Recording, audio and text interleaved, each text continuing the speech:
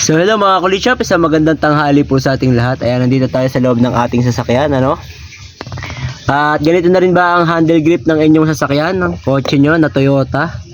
Ayan, lumalaglag na ng kusa.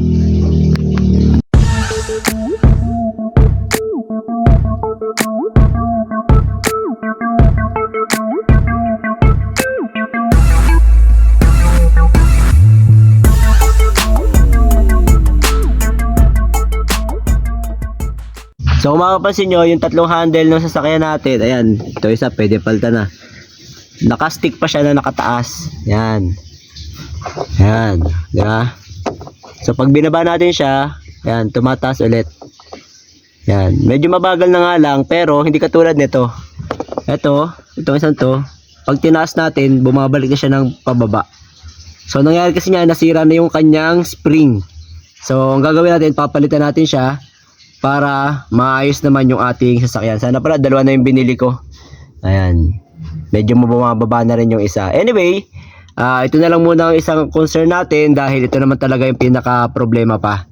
So papakita ko sa inyo guys kung paano siya kalasin at palitan. Ayan. So para matanggal natin to guys, meron tayong makikita dito sa gilid. Ayan, meron siyang parang maliit na butas. So susundutin lang natin siya ng flat screwdriver or prying out tool. So dahil wala akong prying out tool, ito na lang na screwdriver. Ayan, dalawa sila. Kailangan natin silang snap out. Ayan. So ang gagawin lang natin, tutusukin lang natin yan. Tapos try natin na snap out siya. Ayan. So pag umangat na siya, kaya tulad yan, pwede na natin siyang hugutin. So dito sa kabila ganun din.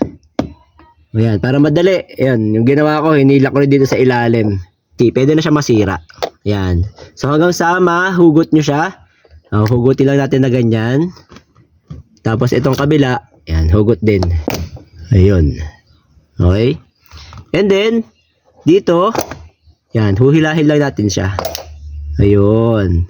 Tapos yung clip, kailangan natin siyang mai-press ng press na press para mahugot natin siya. Ayan.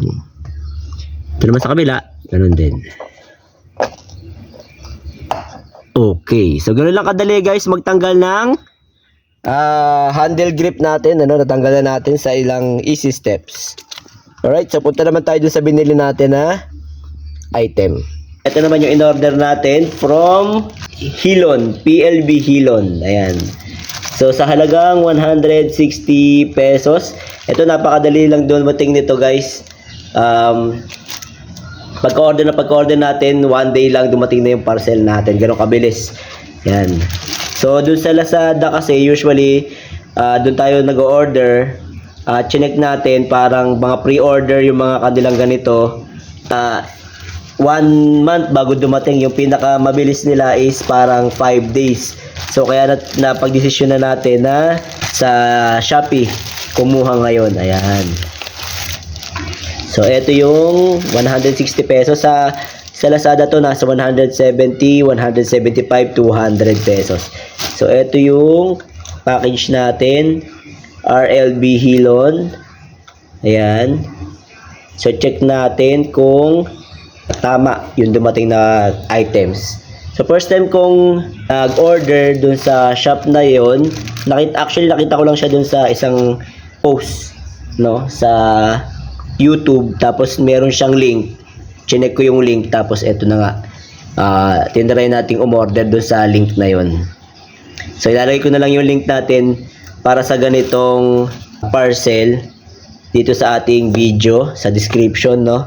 Dahil hindi ko pa mailalagay yung ating link dun sa ating mismong video dahil na-suspend nga yung ating YouTube account.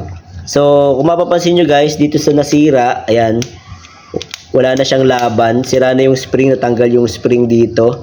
Tapos, ito naman, ito yung kaibahan niya. Ito yung mabagal lang siyang bumalik at mabagal siyang mahila. Yan, parang may laban siya. Ang alam ko, yung mga ganitong replacement parts is pumapaltik na siya. Yung pag binaba natin ganyan, tapos tinanggal natin yung hawak natin, bumabalik siya ng mabilis. Spring type na siya. Unlike this one na parang meron siyang softener pagbalik at paghila. So tingnan na din natin. Tapos etong mga gantong clip, hindi ko alam kung meron siyang clip kaya tinabi na rin natin. Yun, try natin buksan. So ang pinili natin kulay guys is beige, pero dito sa video natin hindi ko alam kung mukha siyang gray or light gray, pero beige yung kinuha natin. Tingnan natin kung halos katulad siya. Yan. So ayun, halos ka kulay naman siya. Ayan, medyo lighter nga lang yung kulay nitong isa. Buksan natin to. So mura lang dahil 160 pesos lang yung kuha natin.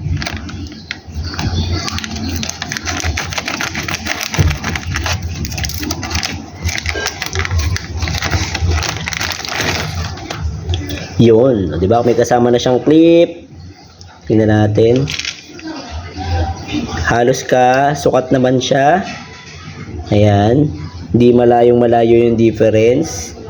Beige yung kulay. Etong isa nga lang may hook.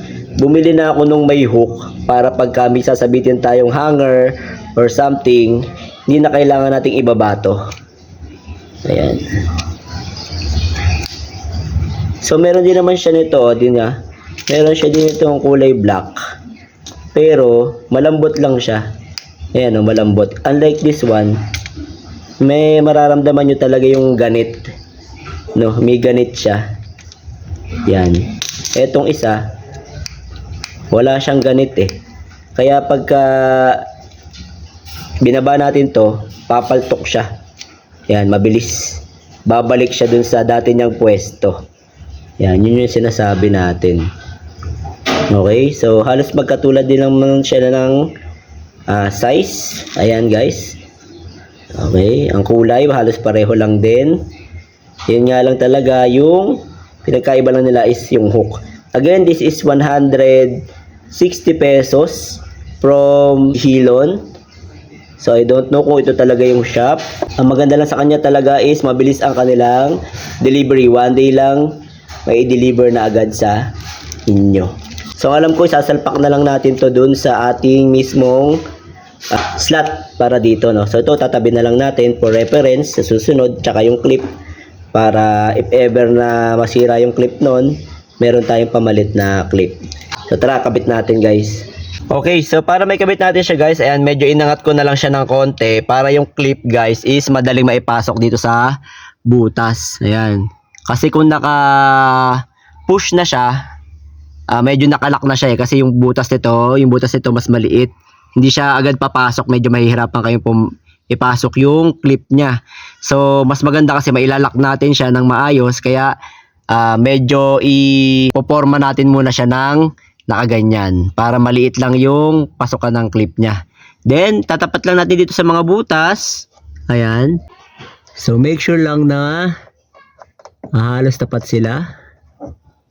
Ayan. Tapos ipapasok lang natin yung clip. Push lang natin. Yun, hanggang sa mag-snap siya. Narinig niyo yung click guys. So ganun din dito sa isa. Tapat lang natin, then push hanggang mag-click. So ganun lang kadali. Ayan, no. So eto yan, sinasabi ko sa inyo na pag hinila natin to, ayun, pumapaltik siya. Okay? Pero ayun nga, nakagandahan yan, may kasama na siyang hook. Pwede yung lagyan ng inyong mga isasabit or mga hanger. Minsan kasi ang ginagawa natin, nihahanger natin yung damit, nakahanger dito. Yan. So kaya yung spring na stress, nasisira agad. So pag mga hanger-hanger, dito natin ilalagay. Yan. Meron tayong sabitan. And okay na siya. Sturdy na siya, no? Yun lang talaga. Yun lang ang kanyang kakaibahan. Pumapaltok siya ng mabilis dun sa ating ceiling, ano. Unlike dito sa mga dati, ayan, no, soft yung pagbalik niya, oh. 'Di ba? Bumabalik siya ng kusa. Tapos pag hinihila natin siya, mararamdaman natin na merong parang soft touch, no? Ayan. So bumabalik ng kusa. Ayan. So yun, medyo papalitan na natin siguro itong isang ito. Ayan, no. Pero ito, pag hinila natin ganyan, no, bumabalik pa. Kahit papaano, So, ito nga lang talaga iba, oh. Paltok talaga siya, paltok. Ayan. So, yun yung pinagkaiba niya, guys. Nga pala, kung naghahanap kayo ng replacement para dito sa ating handle grip, ceiling handle grip, no? Ayan. So, order lang po kayo doon sa link na ilalagay natin. At sa halagang 160 pesos, meron na kayong pamalit. Maayos na pamalit. Alright. So, siguro po hanggang dito na lamang ang ating video. At sana piminabag na naman ako pakipakinabang sa araw na ito. At sa mga hindi pa po nakasubscribe, subscribe lang tayo sa Kulit Shop. Ang shop na makulit pero walang physical shop. See you in my next videos. Bye-bye!